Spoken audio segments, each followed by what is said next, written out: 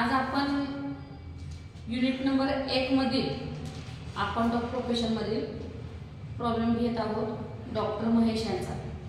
पहिल्यांदा मी प्रॉब्लेम घेऊन देते तुम्हाला।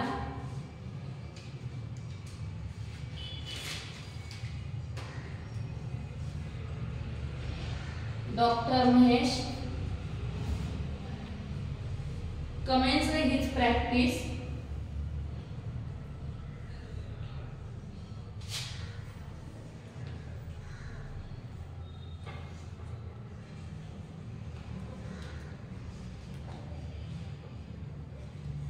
as a dentist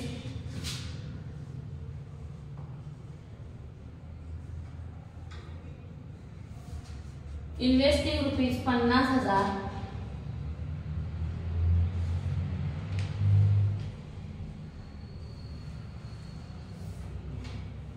in equipment on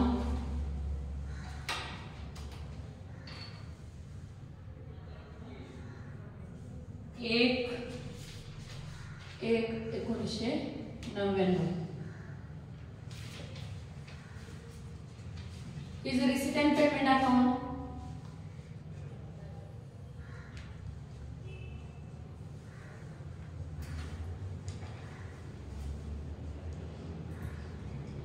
for the year ending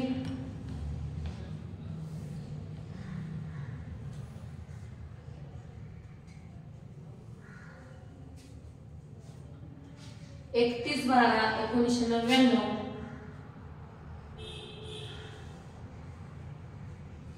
was as under खाली receipt and payment account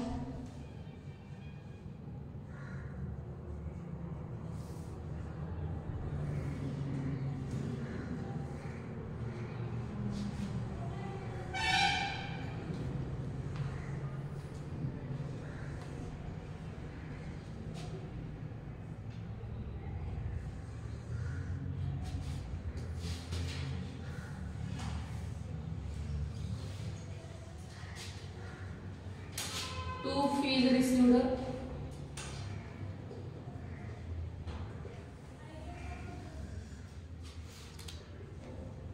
1,00,000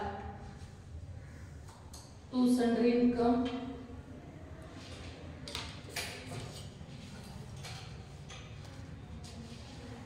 200 two equipment sold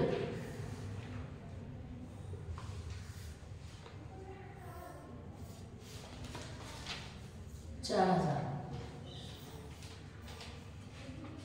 credit साइडला by rent 6,000 by salary to staff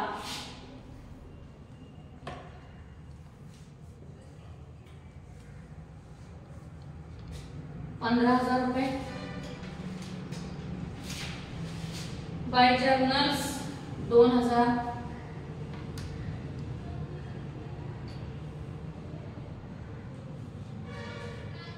bye library books 6,000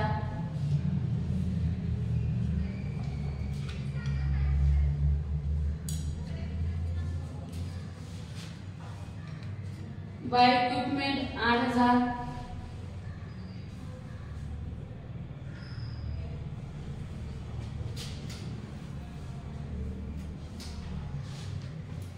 bye drawing 24,000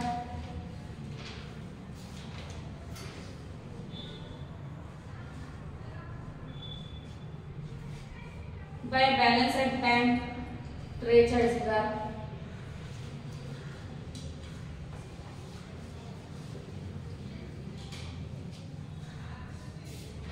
by balance in hand 200 दोन्ही साइडचे total 1,04,200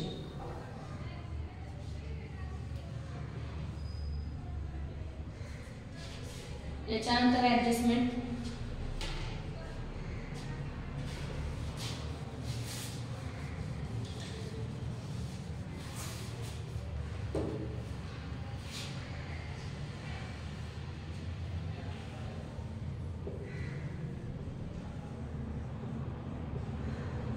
adjustment मध्ये पहिली adjustment आहे ₹3000 of the fees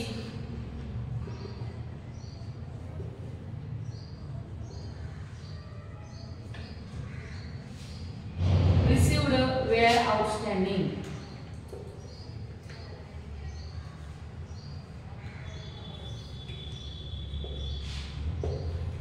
दोन नंबरची adjustment salary to staff for ₹2000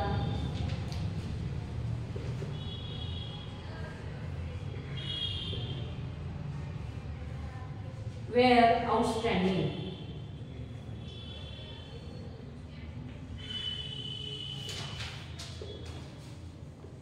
जरा fast मध्ये problem लिहायचा आहे. The equipment sold and purchased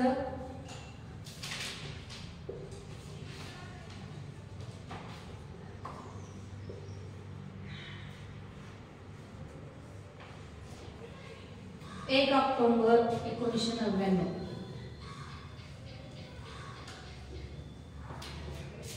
and cost of equipment sold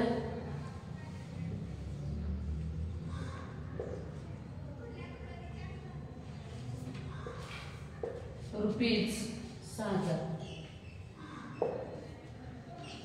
Next adjustment depreciation on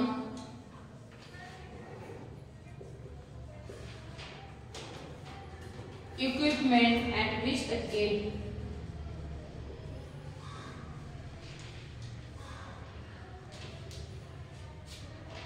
per annum and on library books at 5% per annum.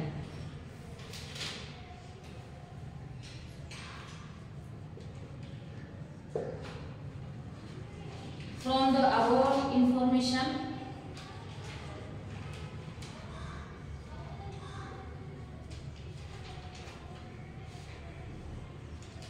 you are required to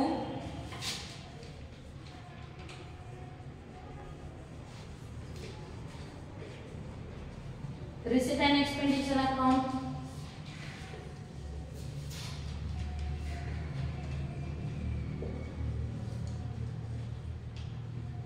and balance sheet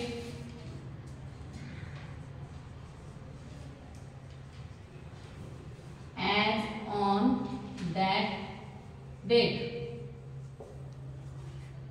अशा तऱ्हेने आपण problem लिहून घेतलेला आहे. Problem सोडवण्यापूर्वी ज्या कंटेंट्सवर किंवा ज्या आयटमवर तुम्हाला ऍडजस्टमेंट आहे त्याला स्टार्ट करायचं. पहिली ऍडजस्टमेंट आहे ₹3000 of the fees received. Fees received म्हणजे इथं रिसीट साइडला आहे, त्याला स्टार्ट करून घेतला. दोन नंबरची salary to staff ₹2000 were outstanding salary to staff आहे, त्याला स्टार्ट करून घेतला. The equipment sold and purchase म्हणजे वर्षभरात जी इक्विपमेंट परचेस केली किंवा सोल्ड केली ती त्याची डेट आहे 1 ऑक्टोबर 1999 आणि कॉस्ट ऑफ इक्विपमेंट सोल्ड म्हणजे जी इक्विपमेंटचा पार्ट विकलाय किंवा इक्विपमेंट विकले त्याची मूळ किंमत आहे 6000 आणि त्याची सोल्डची किंमत आहे 4000. त्यामुळे हे आपल्याला प्रॉब्लेम मध्ये लागत नाही. याचं स्टार्ट करूया, इक्विपमेंटला स्टार्ट करूया. Depreciation on equipment at 20% per annum म्हणजे इक्विपमेंटवर आपल्याला 20% डेप्रिसिएशन करायचे आणि लायब्ररी बुक्सवर 5%. त्यामुळे लायब्ररी बुक्सवर सुद्धा स्टार्ट करून घ्या. स्टार्ट केले का? आता आपण प्रॉब्लेम आपण घेऊया.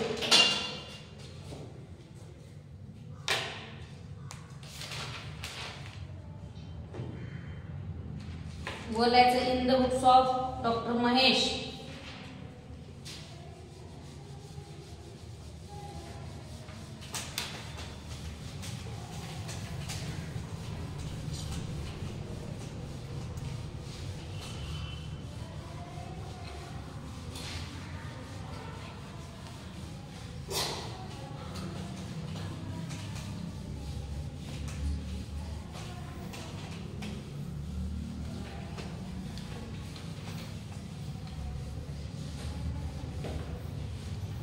आपण कोणाचा प्रॉब्लेम सोडवतोय तर in the books of doctor Mahesh.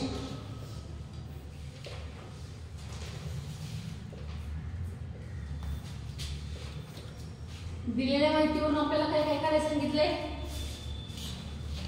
काय सांगितले काढायला?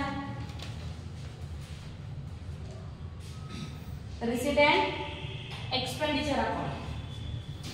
त्यानंतर सेंट्रल लिहायचं receipt and expenditure account.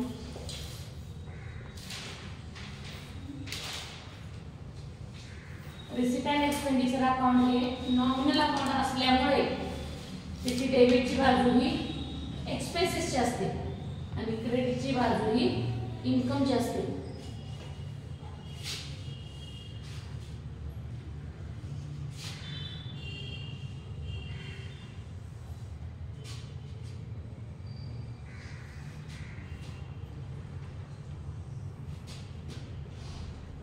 Debit credit ही बाजू कोणती? एक्सपेंडिचर. Amount receipt amount. शेजारीच बॅलन्स टाकून घेऊया.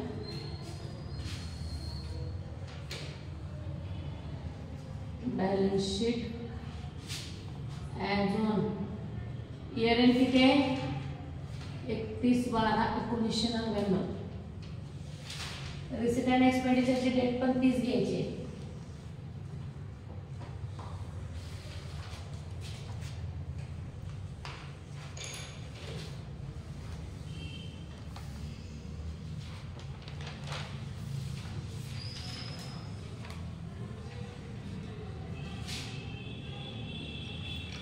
Liabilities, amount, assets, amount. मेरा कॉलम काय लिहायला असेल तुम्ही?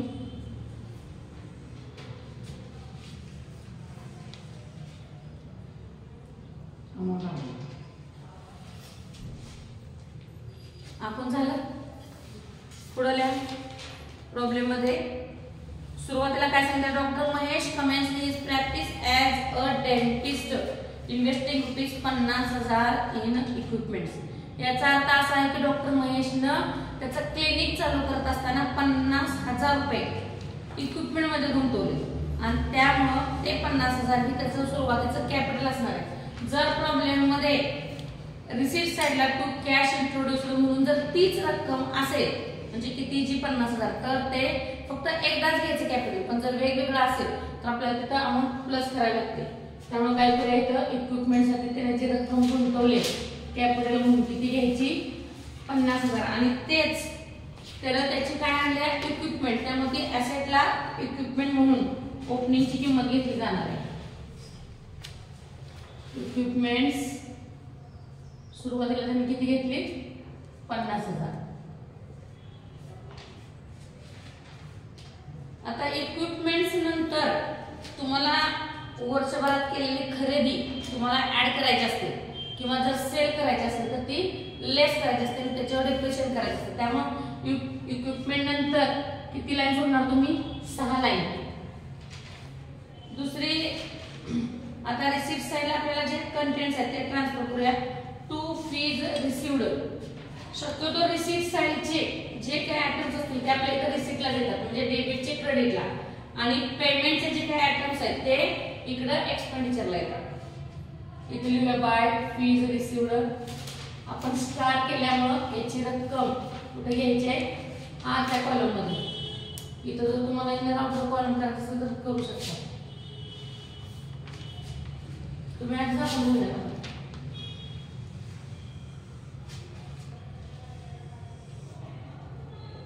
अमाउंट. किती अमाउंट आहे? 1,00,000 फीज रिसीव्ड. स्टार असेल ती अमाउंट आत घ्यायची. टू सन्ड्री इन्कम 1 लाईन सोडून इथंच बाय सन्ड्री इन्कम. सन्ड्री इन्कमला स्टार नसल्यामुळे त्याची रक्कम डायरेक्ट लिहायची बाहेर ₹200. त्याच्यानंतर इक्विपमेंट 16. इक्विपमेंट 16 आता आपण घ्यायची नाही. इक्विपमेंट 16 ची जी किंमत आहे ती आहे कुठली? विक्रीची किंमत आणि त्यामुळे विक्रीची किंमत आपण घेत नाही प्रॉब्लेम मध्ये. तर त्या सेल मधला प्रॉफिट अँड लॉस बघण्यासाठी आपण सेलची किंमत फक्त कन्सिडर करत असतो. त्यामुळे ही इक्विपमेंट सोल्डची जी तुम्हाला रिसिप्टला किंमत दिली 4000 ती आपण कुठेही घ्यायची नाही, तर त्याचं वर्किंग करत असताना घ्यायचं. आता पेमेंट साईडला जे आहे रेंट इथे घेऊया टू रेंट. रेंटला ऍडजस्टमेंट नाही त्यामुळे डायरेक्ट अमाऊंट कुठे येणार बाहेर. 2 नंबरला आहे सॅलरी टू स्टाफ. त्याच्याच खाली लिहा to salary to staff. Amount आहे 15000. स्टार असल्यामुळे आपण ती अमाऊंट आत घेतोय. त्याच्यानंतर आहे जर्नल्स. एक लाईन सोडून टू जर्नल्स 2000. जर्नलला पण स्टार नाहीये त्यामुळे अमाऊंट बाहेर घेऊया 2000. Library books. आता लायब्ररी बुक्स ही काय आहे ऍसेट, आणि ऍसेट असल्यामुळे ते आपण ऍसेटला घ्यायचे. इक्विपमेंट नंतर तुम्ही किती लाईन जागा सोडणार 6 लाईन जागा सोडणार. लायब्ररी बुक्स आतल्या साईडला अमाऊंट लिहा 6000. त्याच्यानंतर आहे इक्विपमेंट.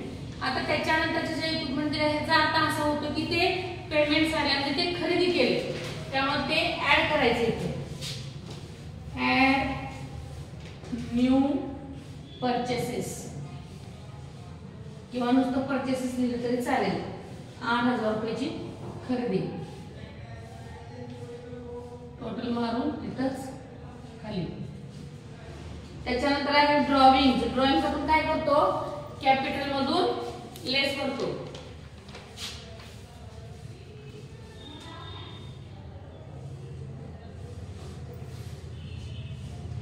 ड्रॉइंग आहे 24000.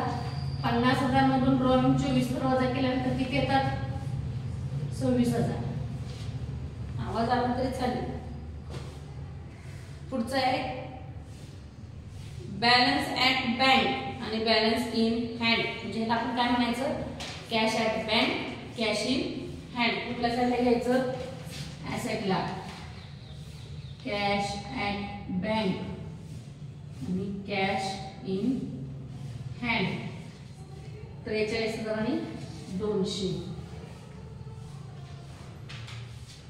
अशा तऱ्हेने आपण प्रॉब्लेमचं पोस्टिंग केलेलं आहे. ऍडजस्टमेंट पाहूया. पहिले ऍडजस्टमेंट आहे ₹3000 of the fees received were outstanding. Fees received आपल्या कुठल्या साईडला आहे रिसीट साईडला, आणि आउटस्टँडिंग नेहमी आपण काय करतो इथं ऍड करतो. Add outstanding. Adjustment number 1.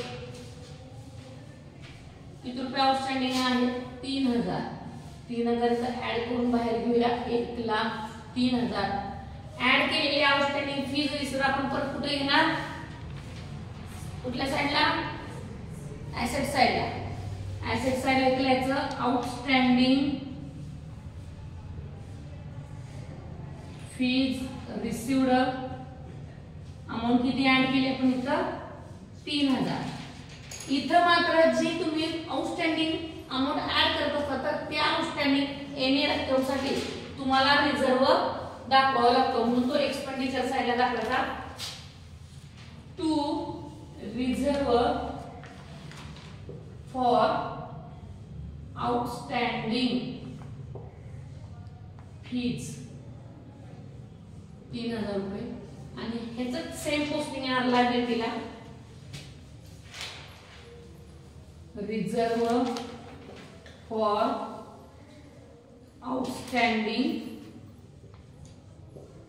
Fees 3000 रुपये. म्हणजेच या एका ऍडजस्टमेंटचे 4 ठिकाणी पोस्टिंग आपण केलेले आहेत. रिसीट साइडला जे ऍडजस्टमेंट तुम्ही ऍड आउटस्टँडिंग म्हणून कराल त्याचे 4 ठिकाणी तुमचं पोस्टिंग झालं पाहिजे. पुढचे ऍडजस्टमेंट आहे salary to staff. Salary to staff काय आहे पेमेंटला ते पण आउटस्टँडिंग असल्यामुळे ते ऍड करूया. Add outstanding ₹2000. 15,000 मध्ये 2 ऍड केल्यानंतर बाहेर आले 17,000. इथं एक्सपेंडिचरला ऍड केल्यामुळे त्याचा दुसरा इफेक्ट आपल्याला कुठे होणार आहे लायबिलिटीला. Outstanding salary to staff amount आहे 2000 रुपये. अशा तऱ्हेनं दुसरे ऍडजस्टमेंट आपण केली. आता तिसरी ऍडजस्टमेंट आणि चौथी ऍडजस्टमेंट ही एकत्रच असणार आहे, कारण इक्विपमेंटवर डेप्रिसिएशन काढलं असताना इक्विपमेंटची सोल्डची किंमत आणि इक्विपमेंटची परचेसची किंमत आपल्याला किती तारखेला आहे हे सांगितलेलं आहे. तर किती तारखेला खरेदी केली आहे? 1 ऑक्टोबर 99 आणि कॉस्ट ऑफ इक्विपमेंट सोल्ड 6000. म्हणजे जे इक्विपमेंट सोल्ड केले त्याची मूळ किंमत किती आहे? 6000. मग आता असं जर आपण याच्यावर वर्किंग नोट काढूया, depreciation on equipments. Working number 1, depreciation on equipments. त्याच्यासाठी पहिल्यांदा तुम्हाला किंमत घ्यावी लागणार आहे ओपनिंगची. इक्विपमेंट्स ओपनिंगची किती आहे? ओपनिंग बॅलन्स 50,000 आहे, परंतु त्याच्यातील विकलेले इक्विपमेंटची मूळ किंमत किती आहे? किती आहे? 6000. त्यामुळे ती 6000 वजा करावी लागणार आपल्याला. त्यातून 50,000 वजा 6000 म्हणजे त्याची किंमत किती झाली तुम्हाला? ओपनिंग बॅलन्सची 44,000. मग 44,000 वर तुम्ही किती कालावधीचं काढणार डेप्रिसिएशन? 1 इयरचं. पर्सेंटेज किती सांगितले? 20%.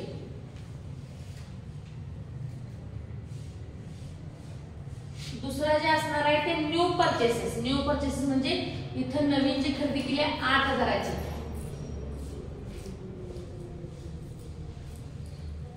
New purchases on 8,000. पण 8,000ची खरेदी त्यांनी किती तारखेला केली? 1 ऑक्टोबर. त्यामुळे 1 ऑक्टोबर पासून महिने किती? ऑक्टोबर, नोव्हेंबर, डिसेंबर, जानेवारी, फेब्रुवारी, मार्च. म्हणजे किती महिन्याचं डेप्रिसिएशन काढणार तुम्ही याच्यावर? 6 मंथचं. तुम्हाला इथं कालावधी कळाला ना की तुम्ही त्याच्यावर अमाउंट काढू शकता. आता राहिला सेलचा 3. Sale of equipment. Sale of equipment काढत असताना किती हजाराचा पार्ट सेल केलाय त्यांनी? 6000चा. त्यामुळे देणार ऑन 6000. इथं तुम्ही रिसीट साइडला आलेली 4000 किंमत कुठेही घ्यायची नाही. ती वर्किंग नोट काढत असताना नंतर घ्यायची. मग ह्याच्यावर पण किती महिन्यात काढणार आहे? 6 महिन्यात, कारण सेल केलेली आणि परचेस केलेली डेट एकच आहे. मग आता बघा 44,000 वर 20% काढा 1 इयरचं. किती येणार?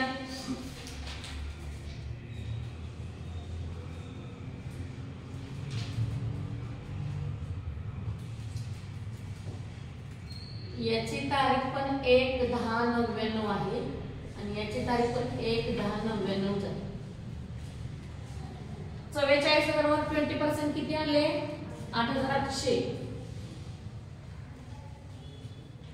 8,000ची जी नवीन खरेदी केली जिथं आपण लिहिलेली आहे त्याच्यावर 20% किती येतील? 8,000 वर 20%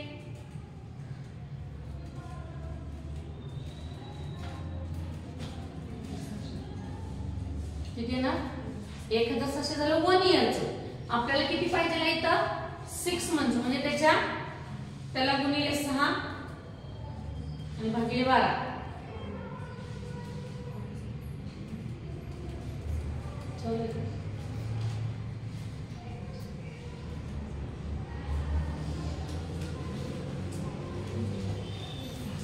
किती आले?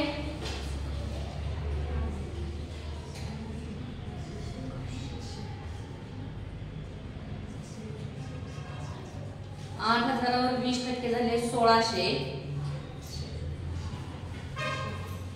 सॉरी, पण परचेसेस वर आपण किती काढतो? इथं परचेसेस वर किती काढायचे असतात? ज्या तारखेला आपण खरेदी केली त्या तारखेपासून इयर एंड पर्यंत म्हणजे किती येणार आहे? ऑक्टोबर, नोव्हेंबर आणि डिसेंबर. 6 मंथ नाही तर 3 मंथ येणार. आपल्याला मंथ ऍडजस्ट करावं लागणार आहे. आपण डायरेक्ट 1 ऑक्टोबरला मंथ केले असे मंथ नाही देणार. न्यू परचेस खरेदी केली आहे 1/10/99 ला. मग 1/10/99 पासून खरेदीचं डेप्रिसिएशन काढायचं असतं इयर एंड पर्यंत. म्हणजे ऑक्टोबर, नोव्हेंबर आणि डिसेंबर हे 3 महिन्याचे येणार. आणि जे सेल केलेलं असेल ते सुरुवातीपासून ते या तारखेपर्यंत काढायचं. म्हणजे इथे किती येणार आहे 9 मंथचं येणार. आता ह्याच्यावर काढा 1600 गुणिले 3 आणि भागिले 12 400 येणार आहे. सेम याच पद्धतीनं जे विकलेलं आहे ते पण इक्विपमेंट 1/10 म्हणजे 1 ऑक्टोबरला विकले आणि घेताना आपण कुठून घ्यायचं असतात 1 एप्रिल पासून खरेदीचं इयर एंड पर्यंत घ्यायचं आणि सेलचं सुरुवातीपासून सेलच्या तारखेपर्यंत म्हणजे जानेवारी फेब्रुवारी मार्च एप्रिल मे जून जुलै ऑगस्ट सप्टेंबर. कारण 1 ऑक्टोबर असल्यामुळे त्याच्या आधीचा महिना जो असेल तो पूर्ण घ्यायचा असतो सप्टेंबर. इथं 9 महिन्याची आधी 6020% किती येते बघा 1200 येणार आहे 6020%. आपल्याला ते झाले 1 इयरचे पण आपल्याला पाहिजे 9 मंथचे त्यामुळे गुणिले 9 आणि भागिले 12 900 येणार. एकूण किती झालं 8800 400 आणि 900 टोटल डेप्रिसिएशन. आता हे काढलं आपण टोटल डेप्रिसिएशन. आपल्याला दुसरी वर्किंग नोट काढायची आहे की या सेल केलेल्या इक्विपमेंट मध्ये प्रॉफिट झालंय का सेल झालंय. वर्किंग नंबर 2 प्रॉफिट और loss on sale of equipment. यासाठी पहिल्यांदा कुठली किंमत घ्यायची असती ओरिजिनल कॉस्ट किंवा book value of equipment sold. म्हणजे जे इक्विपमेंट विकलेलं आहे त्याची मूळ किंमत किती आहे तर आपल्याला प्रॉब्लेम मध्ये दिले बघा ऍडजस्टमेंट मध्ये 6000. त्या 6000वरच विकलेल्या तारखेपर्यंतचं डेप्रिसिएशन इथं मायनस करायचं. लेस डेप्रिसिएशन अप टू 1/10/99 म्हणजे इथं 9 महिन्याचं डेप्रिसिएशन किती मायनस करायचं 900. अशा तऱ्हेनं आज आपल्याची किंमत किती असणार आहे त्याची 5100 आणि मग ह्याच्यातनं लेस सेल्स प्राइस वजा करायची. कितीला विकले ते रिसिप्ट साईडला दिले बघा 4000 म्हणजे 1100 रुपयाचा काय झाला हा loss on sale.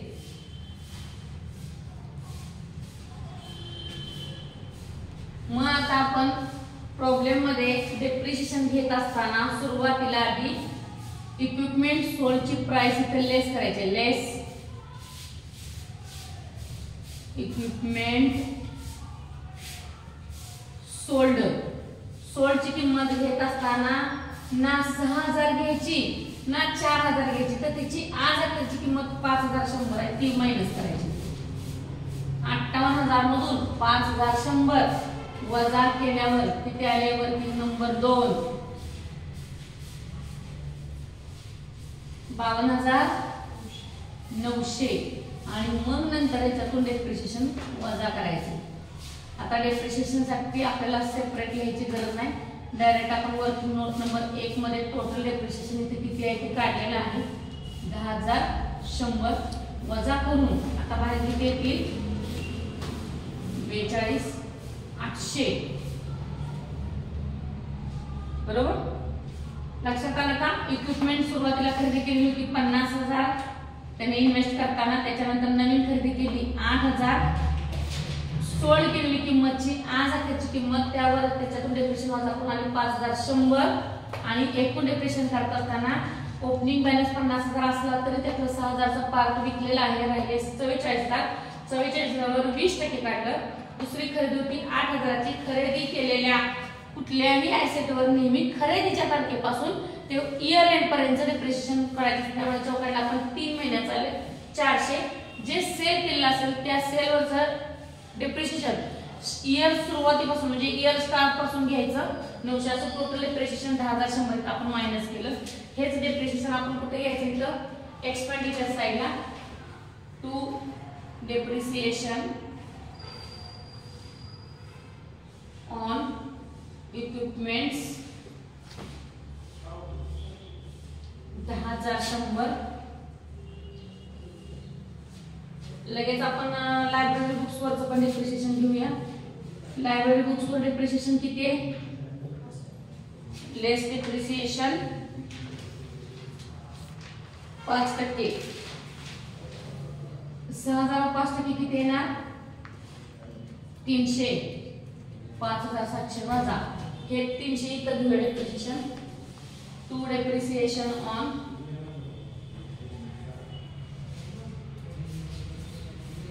Library books 300. हे 10-100 तुम्ही कुठल्या वर्किंग नोट मधलं काढले कंसात लिहा. Working note number 1. त्याचबरोबर 2 नंबरच्या वर्किंग मध्ये जो लॉस झालाय तो सुद्धा इथे आपल्याला एक्सपेंडिचर दाखवायचा आहे. To loss on sale of equipment. म्हणजे 6,000चं इक्विपमेंट त्यांनी जे 4,000ला विकलं त्यामुळे त्याच्यावर आज आपल्याला लॉस किती झाला तर 1100. अशा तऱ्हेने आपला प्रॉब्लेम संपलेला आहे. आता टोटल मारूया.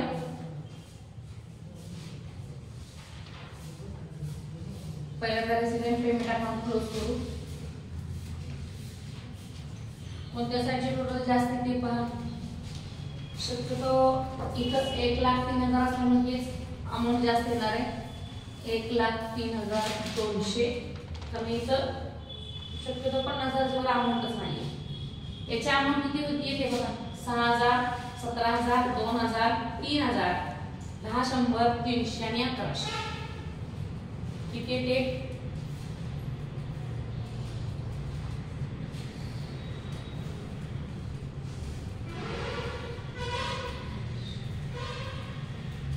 कोणतीच 500 काहीतरी येते काय? 29,500 39. ही 1,03,200 मधून 39,500 मायनस केल्यावर इथं सरप्लस किती येतोय? टू सरप्लस बॅलन्सिंग फिगर 63,700 आलाय का?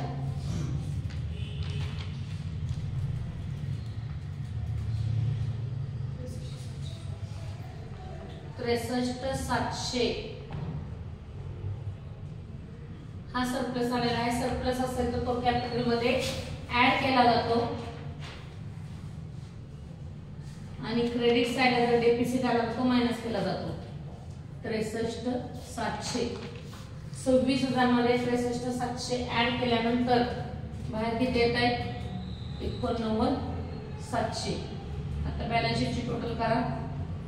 दोन्ही साईडची टोटल इक्वल आले पाहिजे.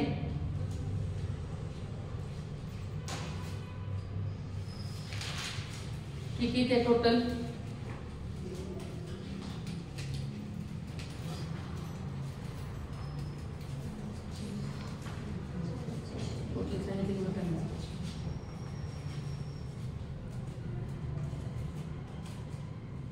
शहाण्णव 9,700 येते का? 935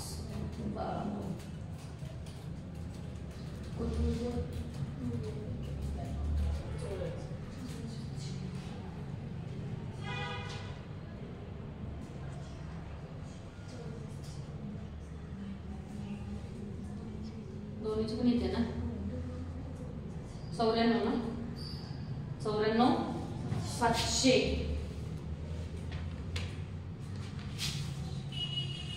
94,700. अशा तऱ्हेने आपण अकाउंट ऑफ प्रोफेशन मधील प्रॉब्लेम बघितलेला आहे. थँक्यू.